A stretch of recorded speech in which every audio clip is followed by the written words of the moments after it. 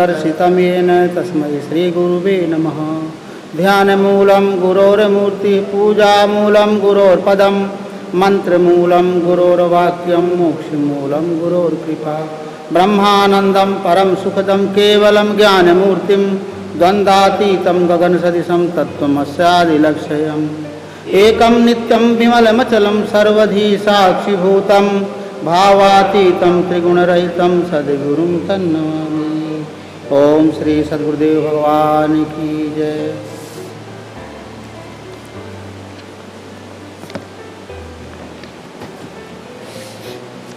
रामचरितमानस श्लोक। वर्णानाम् अर्थसंघानां रसानां छन्दसामपि मंगलानां च कर्तारौ वन्दे वाणी विनायकौ। भवानी शंकरौ वन्दे श्रद्धा विश्वासरूपिणौ, याभ्यां विना न पश्यन्ति सिद्धा स्वान्ता स्तमीश्वरं।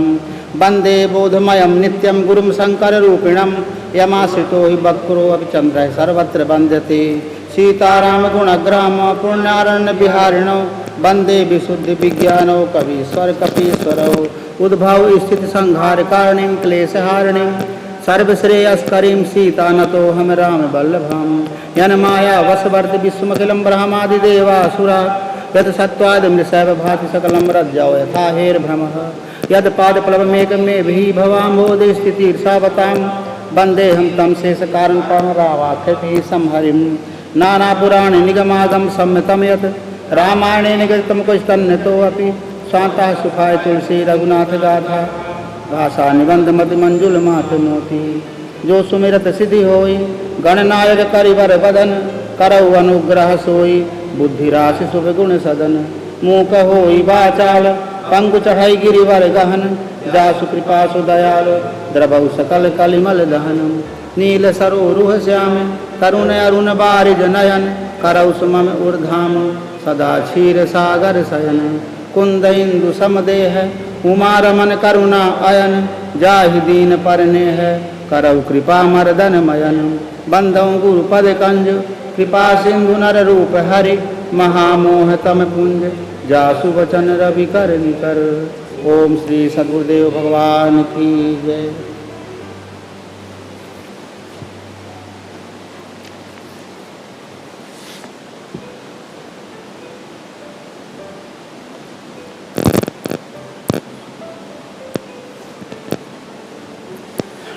एहि सुख ते सट कोटि गुण, पावहि मातु आनंद।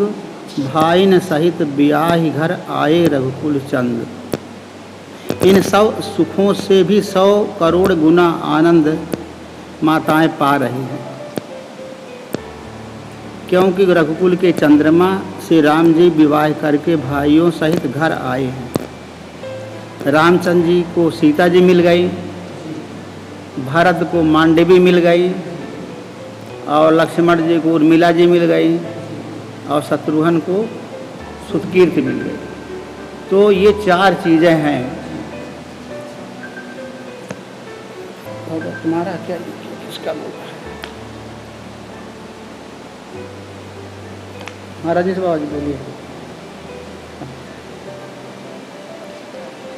तो हो गई। ज्ञान को शक्ति रूपी सीता प्राप्त हुई, भारत को मांडवी रूपी शक्ति प्राप्त हुई, और लक्ष्मण जी को उर्मिला रूपी शक्ति प्राप्त हुई, और शत्रुघ्न को सुतकीर्ति रूपी शक्ति प्राप्त। ये शक्तियाँ जब प्राप्त हो जाती हैं किसी साधक को, तब उसकी साधना में वृद्धि होने लगती है। और कैसी वृद्धि होती है? जो लक्ष्य को प्राप्त कराने वाली, उस साधक को लक्ष्य को प्राप्त कराने वाली, सही उसका मन साधना में लगने लगता है। उसका मन सही ढंग से साधना में लगने लगता है। तो ये शक्तियाँ जब तक प्राप्त नहीं होती, तब तक उसका मन साधना में नहीं लगता। करता है साधना, लेकिन मन इधर उधर भटकता रहता है। अरे परेशान कर देती है ये।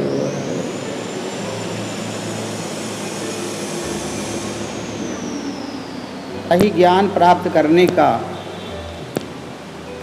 सही ज्ञान प्राप्त करने की जो ताकत है वो पैदा नहीं हो पाती। देखिए, हर साधक यही चाहता है कि हम परमात्मा को प्राप्त करें, लक्ष्य परमात्मा ही रहता है।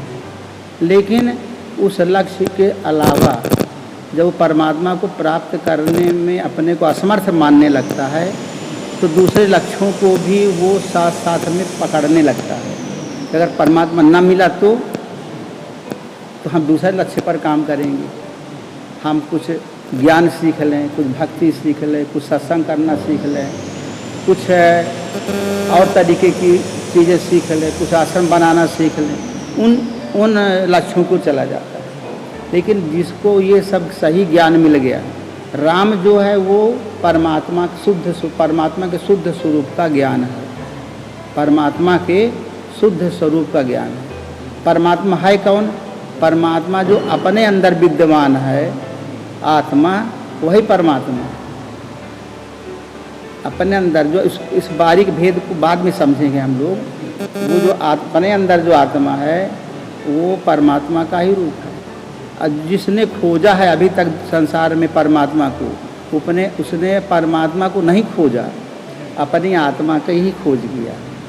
कहते हैं ना कि हु एम आई, मैं कौन हूँ, इसको जान लो, परमात्मा को जान लिया। अगर कोई अपने आप को जान ले तो परमात्मा को जान लेगा, उसको परमात्मा खोजने की आवश्यकता नहीं रहेगी। तो जो लोग भी दुनिया में रिसर्च करते हैं, खोज करते हैं, भगवान को प्राप्त करना चाहते हैं, वो अपने को ही प्राप्त कर लेते हैं। तो उनको बोध हो जाता कि हमने परमात्मा को प्राप्त कर लिया। तो उसी को प्राप्त करने का, उसी आत्मा को प्राप्त करने का ये तरीका है कि हमारे अंदर 4 चीज़ें पैदा हो गई, ज्ञान रूपी राम, भाव रूपी भरत, और विवेक रूपी लक्ष्मण, और सत्संग रूपी शत्रुघ्न। ये 4 चीज़ें पैदा हुई। ये जो 4 चीज़ें पैदा होती हैं, ये जब तक साधक शुरू की अवस्था में होता है तब तक ये चीज़ें दृढ़ता को नहीं प्राप्त होती हैं। रहती हैं साधक के अंदर, शुरू से पैदा होती हैं कि दृढ़ नहीं होती, का सही स्वरूप निखर के नहीं आता है, लक्ष्य निर्धारित नहीं हो पाता है। और जब ज्ञान रूपी राम आ जाते हैं और विवेक रूपी लक्ष्मण आ गए, सत्संग रूपी शत्रुघ्न आ गए, और भाव रूपी भरत आ गए, तब इन सब में एक सही ढंग का स्वरूप बन के खड़ा हो जाता है। और जब उनका विवाह हो जाता है तब उनके अंदर शक्ति भी आ जाती है, शक्ति प्राप्त हो जाती है। तब उस साधक को कहते हैं कि साधक अब अधिकारी हो गया, ये साधक परमात्मा को प्राप्त करने का अधिकार प्राप्त कर लिया। अब वो सही रास्ते पर जाएगा, सही लक्ष्य की ओर वो चलेगा। तो जब सही लक्ष्य की ओर जाएगा तो जो सुमित्रा, कौशल्या और कैकेयी है, इन सबको बहुत आनंद होता है। भक्ति रूपी कौशल्या, सुमति रूपी सुमित्रा और कर्म रूपी कैकेयी, क्योंकि ये जिसकी जड़ है, रूट है, ये जड़ है, ये इन्हीं को ये सब मजबूत करेंगे, हमारी भक्ति को ही मजबूत करेंगे, हमारे कर्म को ही मजबूत करेंगे, और हमारे मति को, बुद्धि को सही करेंगे। तो ये प्रसंग यहाँ पर अभी चल रहा है। तो ये प्रसंग बाहर का दिखता है, लेकिन बाहर के प्रसंग के माध्यम से गोस्वामी जी ने साधकों के अंदर की बात बताने का प्रयास किया। तो लोक रीत जननी करही, बर दुलहिन सकुचाही, मोद विनोद बिलोक बड़, राम मनहि मुस्काई। माताएं लोक रीति करती हैं और दुल्हन दुल्हन सकुचाते हैं। इस महान आनंद और विनोद को देखकर श्री रामचंद्र जी मन ही मन मुस्कुरा रहे हैं। जो लोक में आचार होते हैं वो सभी आचार माताएं कर रही हैं, और दूल्हा दुल्हन सकुचा रहे हैं। अब जैसे समाज में होता है, समाज की बात है, वो हो रहा है। लेकिन श्री रामचंद्र जी जो है ज्ञान है।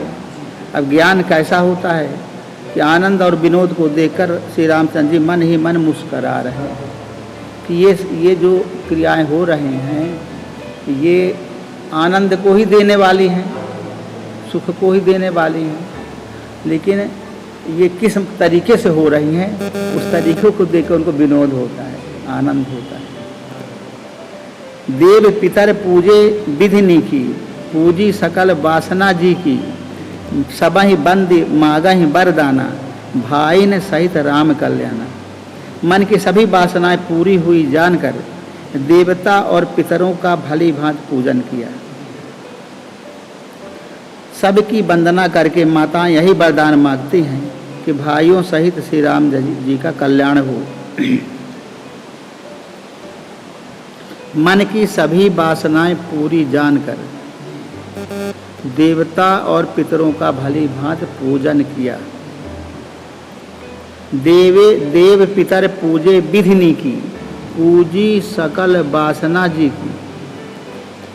जब मन की संपूर्ण वासनाएं पूरी हो जाती हैं, कहीं कोई वासना नहीं रहती, अब वहाँ तो वासना का ही क्षेत्र है, लेकिन गोस्वामी जी बीच बीच में ऐसे शब्द लिख देते हैं जो अध्यात्म की ओर ले जाता है, जो साधना की ओर ले जाता है। तो देव पितर पूजे विधिनी की, पूजी सकल वासना जी की, सबहि बंद मांगहि वरदाना, भाइन सहित राम कल्याणा। मन की सभी वासनाएं पूरी हुई जानकर देवता और पितरों का भली भांति पूजन किया। सबकी वंदना करके माताएं यही वरदान मांगती हैं कि भाइयों सहित श्री राम जी का कल्याण हो। क्या माताएं मांगती हैं? कि भाइयों सहित श्री राम जी का कल्याण हो, राम जी का कल्याण हो, सब भाइयों का कल्याण हो। हमारा सत्संग जो है चरम सीमा पर पहुंच जाए, हमारा विवेक चरम सीमा पर कल्याण हो जाए उसका भी, और जो है ज्ञान चरम सीमा को प्राप्त कर ले। और क्या है? भाव जो है परम भाव में बदल जाए। यही मतलब हुआ ना कल्याण का। अब वासनाएं कोई ना रहें। अब ये संसार में जो शादी ब्याह है तो वासना का ही क्षेत्र है। गोस्वामी जी सचेत करते जाते साधकों के लिए, ये मत समझना कि तुम बाहर की वासनाओं को समझ लो, अंदर की वासनाओं के बारे में देखिए। चाहे रामचरितमानस किसी भी प्रकार बनाया गया हो, वाल्मीकि जी ने चाहे जैसे भी बनाया हो, लेकिन गोस्वामी जी ने उसको पूरा अध्यात्म कर दिया है। बीच बीच में की देते चले जाते हैं कि कोई साधक बाहर को ना भटक जाए, सब अपने अंदर को ही देखे, अंदर ही समझे उसको। अंत रहित सुर आशीष देही, मुदित मात अंचल भर लेही, भूपति बोली बराती लीन, जान बसन मन भूषण दीन। देवता छिपे हुए अंतरिक्ष से आशीर्वाद दे रहे और माताएं आनंदित हो आंचल भर कर ले रही हैं। तदनंतर राजा ने बारातियों को बुलवा लिया और उन्हें सांवरिया वस्त्र, मणि, रत्न और आभूषण आदि दिए। देवता छिपे हुए अंतरिक्ष से आशीर्वाद दे रहे हैं। अब बताइए, देवता लोग सब हैं, और कौन देवता है जो कि कोई शादी ब्याह है वो तो आशीर्वाद देगा। लेकिन राम के विवाह में, राम उनके भाइयों के विवाह में सब देवता लोग आशीर्वाद दे रहे हैं कि जय हो राम जी की, जय हो सब भाइयों की, सबको आशीर्वाद है, सबका कल्याण हो, सब लोग सुखी रहें, सब लोग जो है परम गति को प्राप्त हों। और माताएं आनंदित हो आंचल भर कर ले रही हैं। अब माताएं क्या कर रही हैं? आंचल भर करके पूरे आशीर्वाद को ग्रहण कर रही हैं। अब माताएं तो वही हैं, कौशल्या, कैकेयी और सुमित्रा, उस आनंद को वो ग्रहण कर रहे हैं। और तदनंतर राजा ने बारातियों को बुलवा लिया। अब बाराती लोग आ गए, जो बारात में गए थे। अब बारात में कौन गए थे? पूरे शरीर के अंदर जो देवी देवता, इंद्रियां, 14 जो है अधिभूत, अधिदैव, अधियज्ञ, जित सब बारात में गए थे। मृत्यु लोक से चली बाराता, जल थल से गुजरी, उलट के भात बराती ने खायो, मई के महूल की परी, सबद तोरी पारी को न करे। वो बाराती गए थे। देखिए कबीरदास जी ने भी इसी बात को स्पष्ट कर दिया। तो यही बारात जो है आ गई है लौट कर के। अब कहाँ लौट के आई है बारात? अवध में आई है।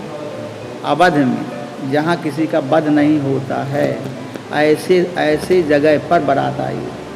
अबद्ध स्थिति को प्राप्त करने वाली बारात आई है।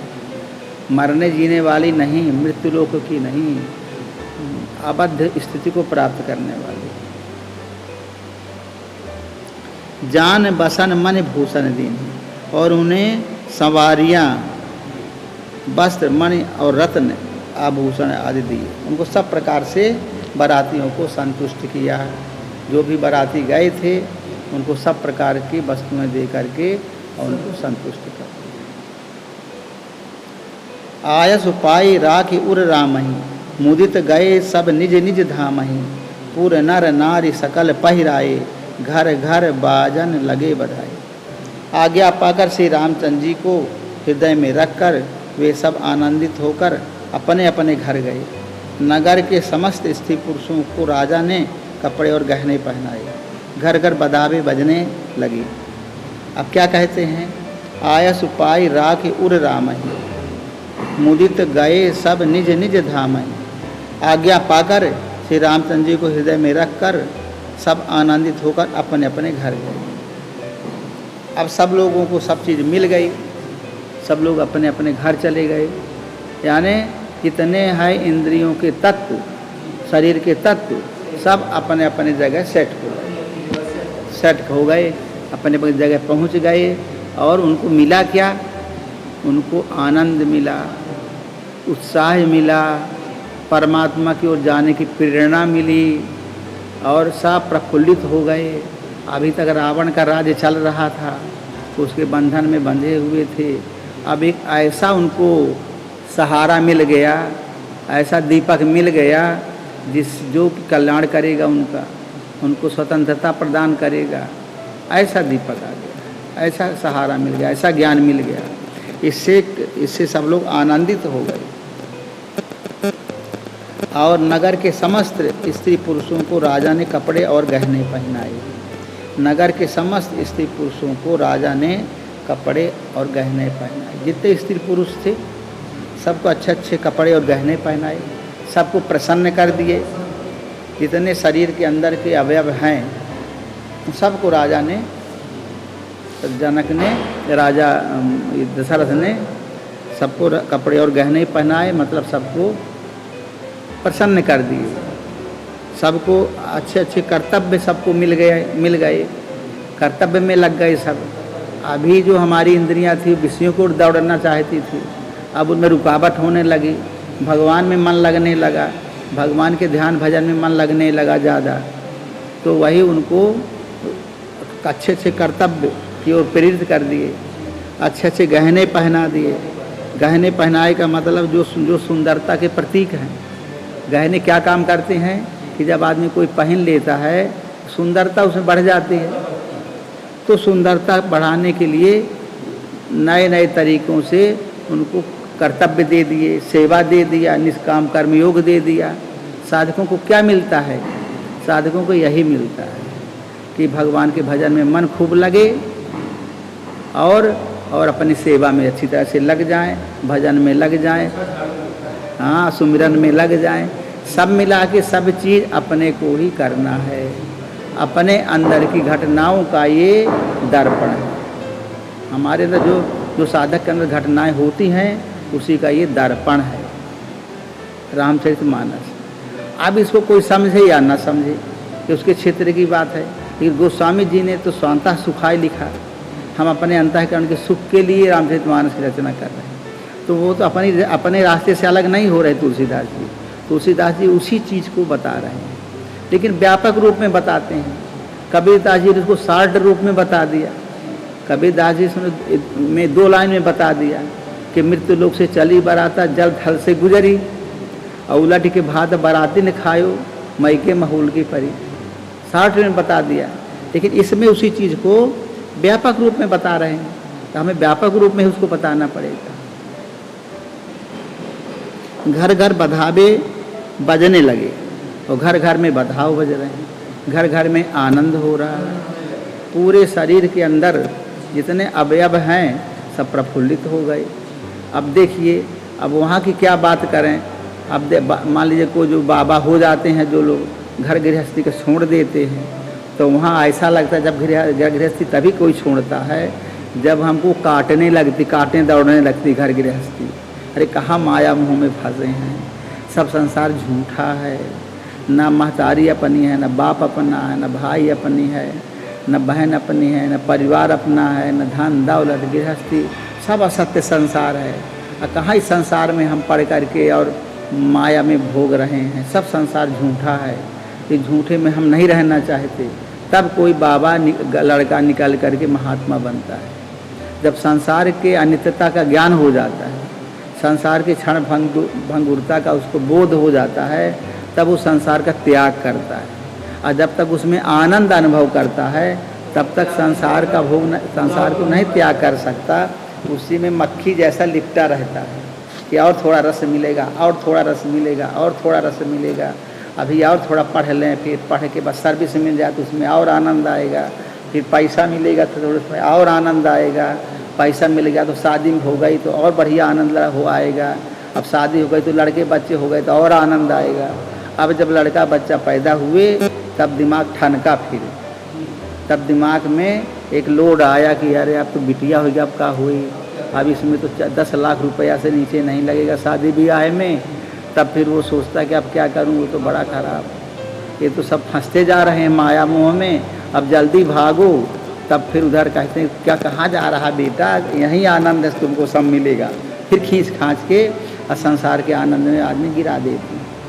अब वो आनंद में फंस गया, स्त्री हो गई, परिवार हो गया, बच्चे मिल गए। अब बेटा बनो उल्लू, अब दिन रात चलते रहो चलते रहो, दिखाई नहीं पड़ता कहाँ क्या है। उल्लू को क्या होता है, उल्लू होता है उसको कुछ नहीं दिखता, दिन में दिखता ही नहीं, रात को दिखता है।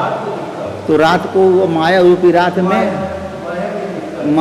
रात में सब दिख रहा है, माया में उसको सब दिखता है और दिन में दिखता नहीं। जब ज्ञान का प्रकाश होता है उस समय कुछ नहीं दिखता, तो ज्ञान का प्रकाश है ही नहीं उसके अंदर, तो माया में वो मरता है, माया में जीता है, माया में खाता है, माया में पीता है। हमारी लड़की, हमारा लड़का, हमारी मेहरिया, हमारा धन दौलत, उसी में लड़ता झगड़ता जीवन बीत जाता है, अंत में मरे रह जाता है। तो उसको, और जिसने त्याग कर दिया घर गृहस्थी का, आश्रम में चला आया और महात्मा बन गया, उसको बहुत बड़ा झंझट छूट गया। स्वतंत्रता से खाओ पियो भजन करो, जितना बन सके भगवान का नाम लो। नहीं उतरेंगे इस जन्म में तो अगले जन्म में होगा, अगले जन्म में नहीं पार उतरेंगे तो अगले जन्म में होगा। तो हमने एक रास्ता पकड़ लिया ना सही तरफ जाने का, हमने एक रास्ता सही जगह में जाने का पकड़ लिया। अब हमें उस रास्ते पर चलना है तो चलते रहेंगे। ये झमेला तो छूटा, तो उस प्रकार से उनको आनंद मिलता है जो इस लाइन पे चल देता है। माया मोह का बंधन छूट जाता है वहीं से, जब आदमी घर गृहस्थी का त्याग कर देता है। घर गृहस्थी का त्याग करने से मानो एक परीक्षा में सक्सेस हुआ, वो महात्मा बनने लायक तो हो गया, परीक्षा में सक्सेस हुआ।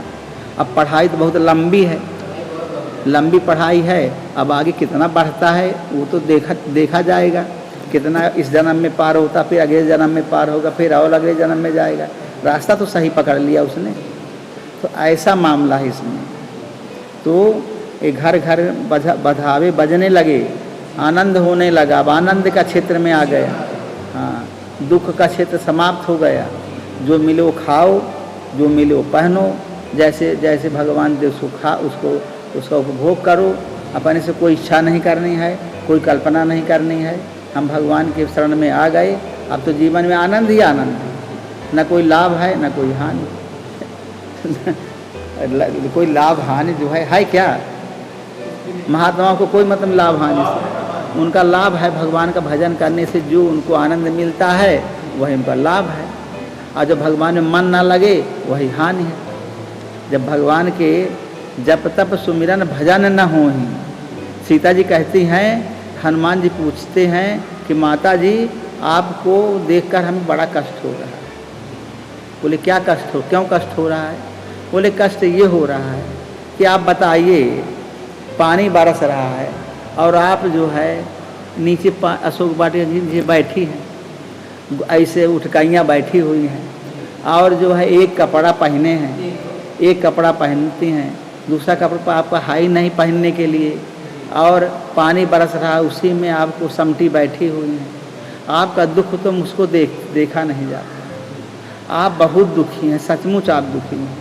बताइए ना कोई रहने की व्यवस्था, जिस आदमी का कोई घर ना हो और एक पेड़ के नीचे बैठा दो और ठंडी में ठंडी लगे और बरसात में पानी गिरे ऊपर से, और कोई माईदाई ऐसे बैठा दो और ठंडी में ठंडी, गर्मी में गर्मी और बरसात में बरसात, और एक कपड़ा पहने बैठी है, तो उसको कैसा लगेगा सबको? और कोई रोटी दो ठो फेंक दे खाने को और दिन भर बैठा दे, कैसा लगेगा? तो कहते हैं माता मैं आपको देखकर बड़ा दुखी हूँ। तो माता बोलती है कि बेटा पुत्र, मुझे ये कोई दुख नहीं मालूम पड़ते, जिनको तुम दुख कहते हो उनको मैं दुख नहीं मानती। ये तो शरीर के सब दुख हैं। जप तप सुमिरन भजन न हो। जब मेरा जप नहीं होता, तप नहीं होता, सुमिरन नहीं होता, मैं भगवान में मन नहीं लगता, तब मुझे दुख होता है। मुझे इन संसार के दुखों से मुझे कोई दुख नहीं होता। ये तो सुख आते जाते रहते, सुख दुख आते जाते रहते। जब मेरा भगवान में मन नहीं लगता तब मुझे दुख होता है। देखो सीता की समझ देखिए, सीता है कौन? सीता अपने अंदर की शक्ति जो साधक को प्राप्त होती है, वो परमात्मा को ही चाहती है कि परमात्मा हमें हर समय मिलता रहे, परमात्मा में हमारा ध्यान हर समय लगता रहे, हम परमात्मा के क्षेत्र में आगे बढ़ते चले जाएं। ये वो चाहती सीता। वो सीता बहुत पावरफुल चीज़ है। तो उसको कोई भी साधक है, उसको आश्रम में आने से ये आश्रम के सुखों से और दुखों से कोई उसको ज़्यादा तकलीफ नहीं होती। कब तकलीफ होती है? जब साधक का मन भगवान में नहीं लगता, तब उसको ग्लानि होती है अंदर से कि मैंने सब छोड़ दिया, भगवान की शरण भी पकड़ ली, तब मेरा मन क्यों नहीं लगता? आखिर कहाँ मैं चूक कर रहा हूँ, कहाँ मैं गलती कर रहा हूँ, कहाँ मेरा मन संसार में भटक जाता है?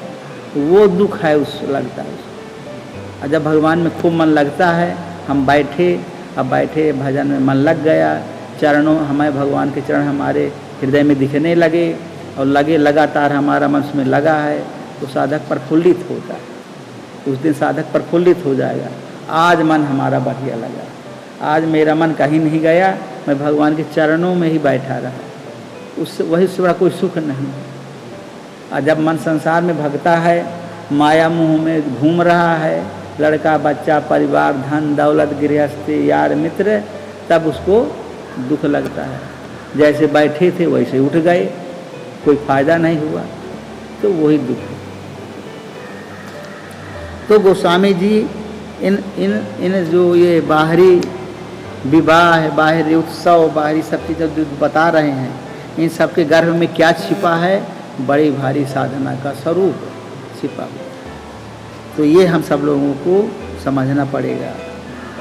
जाचक जन जाचहि जय जोई जोई, प्रमोदित राव देहि सोई सोई, सेवक सकल बजनिया नाना, पूरन किए दान सन्माना।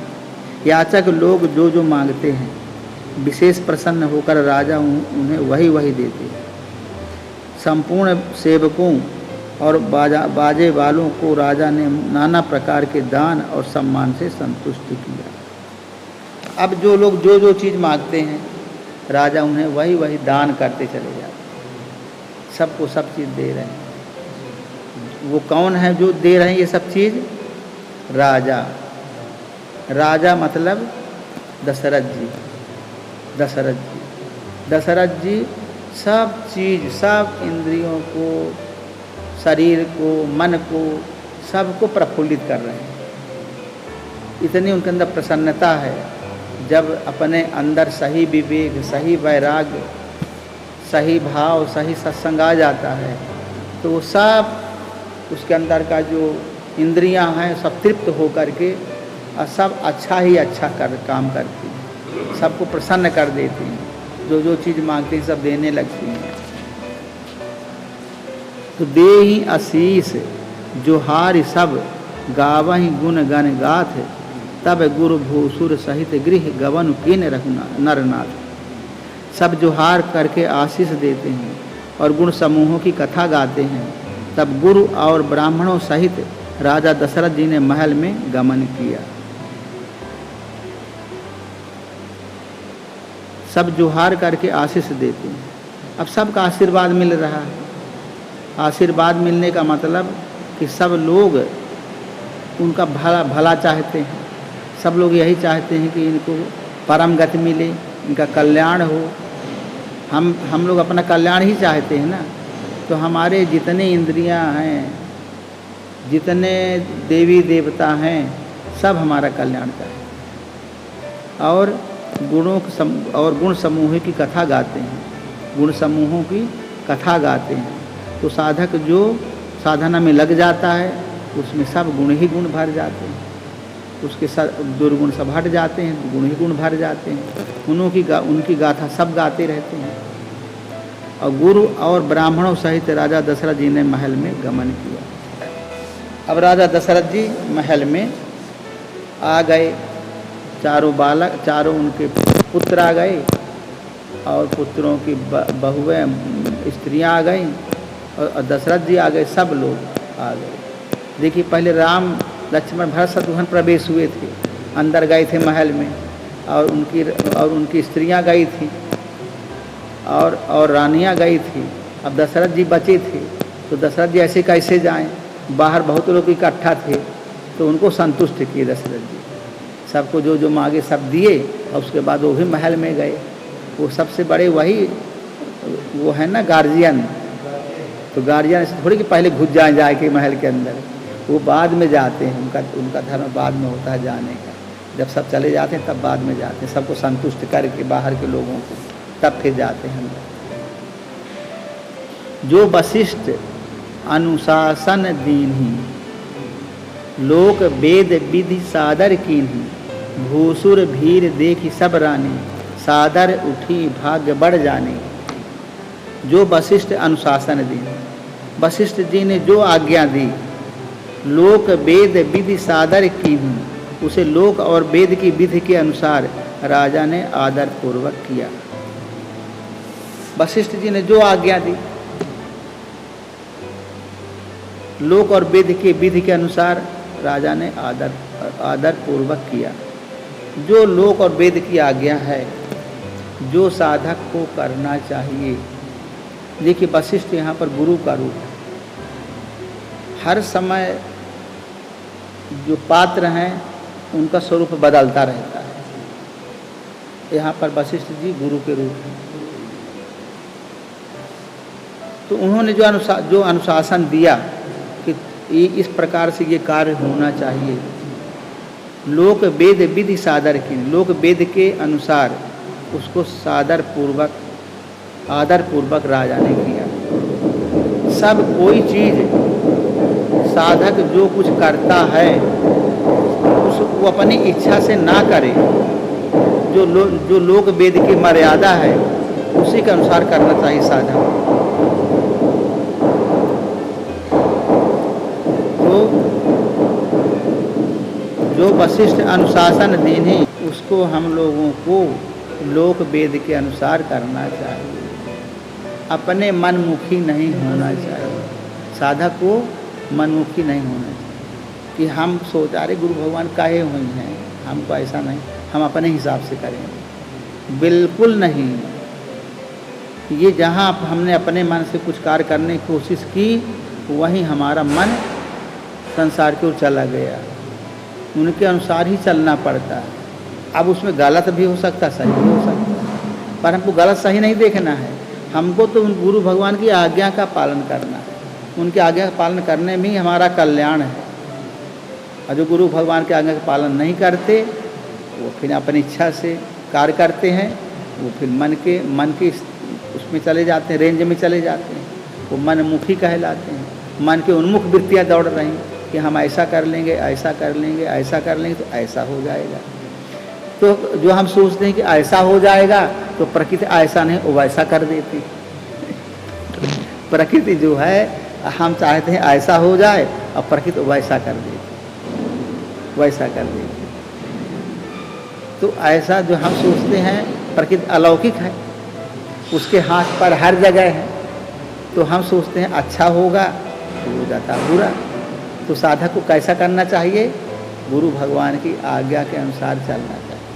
अब मान लीजिए कि समय बीतता जा रहा है और गुरु भगवान की आज्ञा पर हम चल रहे हैं, अब लगता है कि हम कब हमारा समय कब हम आएगी नहीं। तो अपना समय क्या है? अब देखिए भरत और लक्ष्मण ने, वो लक्ष्मण और शत्रुघ्न ने जिंदगी भर सेवा किया राम की, है कि नहीं? अब गुरु भगवान की सेवा हम लोग करते रहें तो हमारा एक जन्म बीत जाए, 2 जन्म बीत जाए, 3 जन्म, जितने जन्म बीत जाएंगे, लेकिन लक्ष्य तो सही रहेगा। तो कभी भगवान कृपा करेंगे तो हमें मुक्त कर देंगे। जब हमें मुक्त कर देंगे तो हमें भी वही परम पद मिल सकता है। हसन कृपा हो।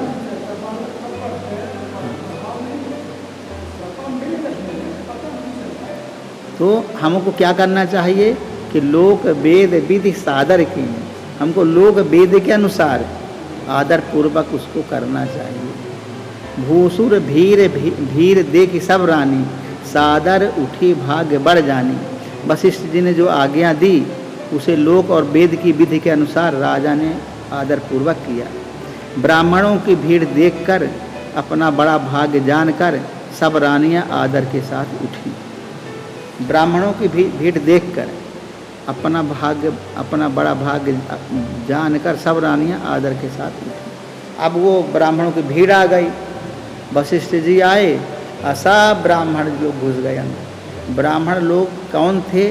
ब्रह्म को जानने वाले ज्ञानी ऋषि मुनि लोग, वो ब्राह्मण थे। ब्राह्मण पहले उन्हीं को कहते थे जो ब्रह्म को जानता हो, ब्रह्म का जो प्रैक्टिकल ज्ञान किया हुआ हो, वो ब्राह्मण है। ये ब्राह्मण तो जाति हो गई बाद में, वो ब्राह्मण तो खत्म हो गए, अब जातियाँ चालू हो गई। तो कोई ब्राह्मणों का नाम होता है तो एक कोई ब्राह्मण निकल गया, अब फिर बाद में क्या होता है तो जाति में कन्वर्ट हो जाते हैं। कोई परमहंस निकल गया एक महात्मा, तो फिर चेला होंगे तो वो भी अपना आश्रम में परमहंस लिखवा लेंगे। अब वो परमहंस थोड़ी हैं, लेकिन क्या लिख देंगे उसको? परमहंस आश्रम। अब परमहंस नहीं हुए, ये परमहंस लिख दिए। जब डिग्री लिख दिए तब उनकी क्या होगी? या कि वो उस लायक हों, या कि वो चीज़ ना लिखें, कुटिया बना के अपन रहे, तो नहीं लिखेंगे तो परमहंस ही लिखेंगे भाई, उसी में मान्यता होगी। तो उस फिर जाति हो गई ना। वो शास्त्री का लड़का शास्त्री, ज्योतिषी का लड़का ज्योतिषी, वैद्य का लड़का वैद्य, तो जाति में कन्वर्ट हो गया ना कि वैद्य का लड़का वैद्य ही होगा। वैद्य अब उसको भी सिखा देता है वो, तो वैद्य हो जाएगा। ज्योतिषी का लड़का ज्योतिषी होगा, फिर धीरे धीरे जात में कन्वर्ट हो जाता है। तो लोगों को इच्छा रहती है कि हमारी जात का क्यों ना हमारे जैसा बने, हमारा लड़का हमारे जैसा बनना चाहिए। तो ये सब जातियों में बदल जाता है। तो ब्राह्मणों की जब भीड़ देखे कि ब्राह्मण लोग आ गए, तो रानियाँ सब आदर के साथ उठी तो क्या किया? ऐसा नहीं उठी है, वो उठी हैं पाय पखारी सकल अनवाए, पूज भली विधि भूप जेवाए, आदर दान प्रेम परिपोसे, देत आशीष चले मन तोसे। चरण धोकर उन्होंने सबको स्नान कराया और राजा ने भली भांति पूजन करके उन्हें भोजन कराया, और आदर दान और प्रेम से पुष्ट हुए वे संतुष्ट मन से आशीर्वाद हुए चले। चरण धोकर उन्होंने सबको स्नान कराया। देखिए, चरण धोने की प्रथा तभी से थी कि जब कोई महात्मा किसी गृहस्थ के घर जाए तो उनका चरण धोना चाहिए। चरण क्यों धोना चाहिए? कि चरण सबसे नीचे होता है, हम सेवकों के भी सेवक हैं। चरण से का धोना किसी का आदमी बड़ा महत्वपूर्ण माना जाता है। हमने महात्माओं के चरण धोए। घर में कोई आ जाए, समधी आ जाते हैं, आदरणीय लोग आ जाते हैं, तो चरण लोग धोते हैं। पैर धो दिए, पैर धोने से उसको बड़ा आदर माना, बड़ा आदर किया गया। और हम बहुत अपने को तुच्छ मानते कि हम इस लायक हैं, चरण धोने लायक हैं। और सबको स्नान कराया, सबको भाई नहा लीजिए सब लोग। और फिर राजा ने पूजन किया, राजा ने उनका विधि प्रकार से पूजन किया। ये हमारी पुरानी परंपराएं जो पहले से चली आ रही थी समाज में। देखिए जितने भर अभी परंपराएं चल रही हैं सब ऋषि मुनियों की बनाई चल रही है। ऋषि मुनियों ने जो परंपराएं चलाई थी वो ब्रह्म को, परमात्मा को जानने के बाद चलाई थी, समाज के हित के लिए बनाई थी। आज अगर हम परंपराओं में एक भी परंपरा को तोड़ दें तो समझ लीजिए कि बड़ा ही उसमें दोष तैयार हो जाएगा, और दोष तैयार हो भी रहा। अभी कोई बता रहा था कि एक आदमी ने अपनी महतारी को 4 मंजिले इमारत से ढकेल दिया। आजकल लोग महतारी बाप की इज्जत नहीं करना चाहते, उनको बड़ा तुच्छ भाव से देखते हैं, उपेक्षित भाव से देखते हैं। कोई इज्जत नहीं, न बाप की न महतारी की। ये युग ऐसा आ गया है। तो उसने क्या किया कि 4 मंजिले से कोई बात हुई होगी, महतारी ने कुछ समझाया होगा तो उसे 4 मंजिल से ढकेल दिया। वो नीचे जाके वहाँ पच हो गई, मर गई। अब जब लोगों को पता चला कि उसने ढकेला, उसमें कौन रहता था, किसकी महतारी, क्या हुआ, तब जो है उसको अभी जेल हुई है। 3 साल बाद केस चला, जेल हो गई उसको। ये हो रहा आज। ये क्यों हो रहा है? इसलिए हो रहा है कि हम लोग अपने जो धर्म की परंपराएं चल रही थी, धर्म से जिनका जनरेशन हुआ था, जो पैदा हुई थी, उन परंपराओं से हम दूर होते जा रहे हैं। हम अपनी बुद्धि लगा करके अलग नियम बनाते जा रहे हैं। शादी है तो पहले बारात आती थी तो 3 दिन रुकती थी। घर में बारात नहीं आती थी, बारात आती थी बगीचा में। अब कोई शादी हाल नहीं बनती थी, कोई शादी हाल नहीं बनती थी। आप बगीचा जो होते थे वहाँ बारात रुकती थी, चाहे लू हो, चाहे ठंडी हो, चाहे गर्मी। अच्छी गर्मी तपे तब बारात वहाँ रुक, लू में रही आ गई। और फिर बारात जो है 3 दिन रुकती थी। अब विधि से खवाते थे सब लोग 3 दिन बारात को। और शादी ब्याह होती तो शादी ब्याह जो होती थी वो 1 घंटे वाली शादी नहीं होती थी, रात भर शादी होती थी। रात भर पंडित थक जाए और लड़का लड़की दोनों थक जाएं, ऐसी शादियां होती थी। और जब शादी हो जाती थी, इतने उनके नीति नियम थे कि वो लड़की जिंदगी भर 7 जन्म का फेरा लगता था। एक जन्म में तो तुमको विवाह करके रहना ही है, पर अगर अगले जन्म में जब पैदा हो तो भी नहीं छोड़ना है, फिर अगले जन्म में जब पैदा हो तो भी नहीं छोड़ना। 7 जन्मों तक का संबंध बना के रखते थे, ऐसा उनको सीख हैं। हाँ, तो ये वो बंधन इतना मजबूत रहता था कि स्त्री कैसी भी हो, लगड़ी हो, लूली हो, कानी हो, कुबरी हो, उसका कभी मुंह नहीं देखता था कोई, सिर ढके रहती थी। और पति कैसा भी हो, बेईमान हो, चोर हो, बदमाश हो, और वह जो शराबी हो, कबाबी हो, पत्नी ये नहीं कहती थी कि तुम ऐसे कैसे हो, वो नहीं, उसके दोषों को नहीं देखती थी। तो भैया ये था बंधन, दोनों मिल के रहते थे और समाज अच्छी तरह से चलता था। आज लोगों ने उसको उपेक्षित कर दिया। अरे कहने वो पुराने ढर्रे पे चलते थे, ऐसे बेकार थे। तो आजकल जानते क्या होता है, आजकल शादी ब्याह हुए, 1 घंटा वाली शादी पंडित लोग करते हैं, उनका मन तो पैसे में जो निकल जाएगा उससे समाज का कल्याण हो जाएगा। जा रहे हैं कि हमारा समाज कैसा होना चाहिए। तो इतना ही करने के बाद बंद करते हैं, 8 बज गया है।